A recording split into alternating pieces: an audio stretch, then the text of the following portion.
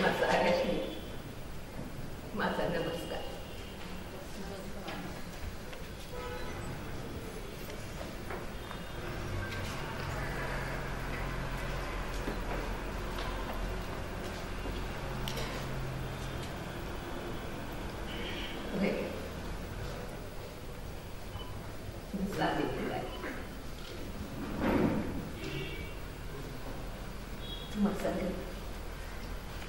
बोलायला म्हणून आले.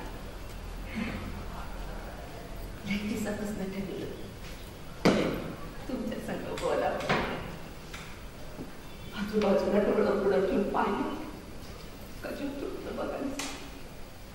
आज मी पोरी बघायचं आम्ही बघावं.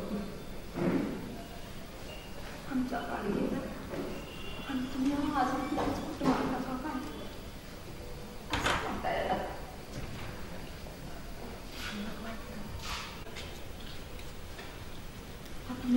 काय केलं असं मला नाही माझं. हो त्यांची बायको झाली कवा त्यांच्या कामात भरपूर गेली ते बी खाणार नाही आपलं बघा. आता बघा साड्या पिते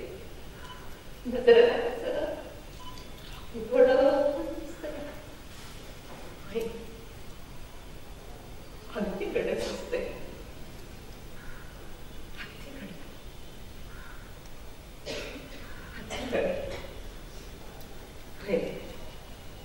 अगदी कडे मी जन्माला आले ते नाही का सातारा जिल्ह्याच्या ठिकाणी खंडाळा म्हणून तालुका आहे तिथलं एक खेडगाव. जेमतेम माणसं गावात यायची आणि माणसाला वळखायचा. आणि मी तर काय नेवसे पाटलाची ठरलेली मग काही विचारता माझा तरा शेताला बांधावर सुसाट घालणारा माझा देह काय पोचलं काय आणि नाही काय कपाळावर जपऱ्या गावच्या फाटे कोणीच भटकत असायचे. 4 वर्षाची झाली तर बाई म्हणते कशी बागेत टाकायची नाही आता लगेच करायचं ना मग. पण माझं ध्यान पिठात पाणी काढून भाकऱ्या करण्याच्या ऐवजी मातीत पाणी घालून चुकून करण्यावर असायचं. आई लई गावायची हातात दिसत ती घेऊन मागे धावायची आणि उन्हात दादाच्या मागे धावायची. शेताच्या बांधावर जाताना कवा चिंचेच्या झाडावर चढून चिंचा काढलं म्हणा नाहीतर जांभळाच्या झाडावर चढून जांभळं काढलं म्हणा. आई धावत आली. माझं लोंबकाढलं म्हणा दादा तू दाखवत म्हणती कशी बघा परताप लेकीचा पडली झाडावर झाली मुळी पागळी तर कोण पत्करीला अहो बज्ज जीवाचं पुरीची जात आहे लगेच करायला हवं ना. तर मी आईला म्हणलं या आई कांबळ टाके असं म्हटले आणि सुटले गावात राहणार. माझं लगीन बी ठरलं मुहूर्ताची सुपारी बी फुटली. आता लगीन करायचं म्हणून माझं नाकाचं शेंडा कसं तर बघा तसं आईला दादाला सोडून जायचं म्हणून जीवाला वाईट वाटत होतं. पण माझ्या मनाला प्रश्न पडला होता आता ज्यांच्या संग माझं लगीन व्हायचं आहे ते हायच तरी कसं त्याशी चिंचेच्या झाडावर चढता येत असेल की नाही त्याशी हिरीत पावता येत असेल की नाही आणि त्याशी राज्याला आकाशातला चांदण्या मोजाय आणत असतील की नाही. आता नाही शिकलेलं म्हणून ऐकलेलं म्हणून आपलं वाटायचं. तर काय नाही म्हणा लगीन करायचं म्हणून जीव नुसता मरावाणी तुई नाचत लागलं. आता शहराच्या गावी जायला मिळणार टाक्यात बसायला मिळणार आणि चंद्राला काय बाहेर दिसणारच की.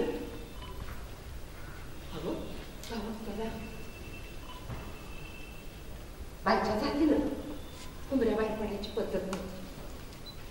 बाईनं कसं रामाच्या शिकनं उमरावर येतात आणि रावणानं तिला पळवली. पुन्हा पुन्हा पाणी ऐकलं ना तेव्हा बाईला कसं आपलं घर बरं घरातली चूल बरी चुलीतली लाकडं बरी हातातली भुकणार आपला जीव बरा नवऱ्याचं सासू सासऱ्याचं करावं आणि बस.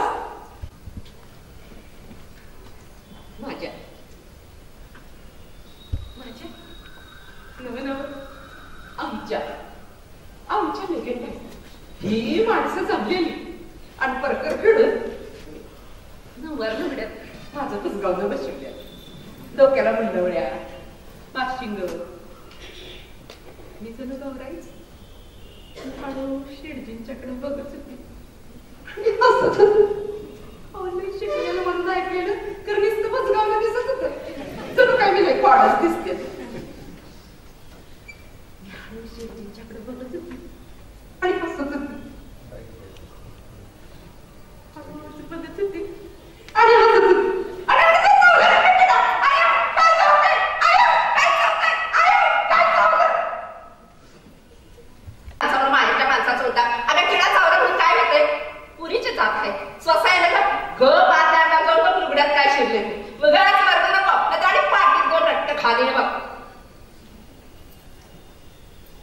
तर लई मोठा असल्यावर शिडजी मोरा आणि म्हणतात कसं,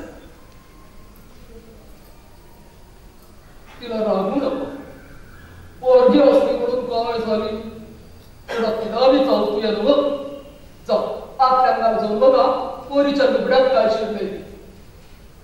माझं नेमकं अर्ध लुगडं पिटलं, मी मोर लुगडं माग, मी मोर लुगडं माग.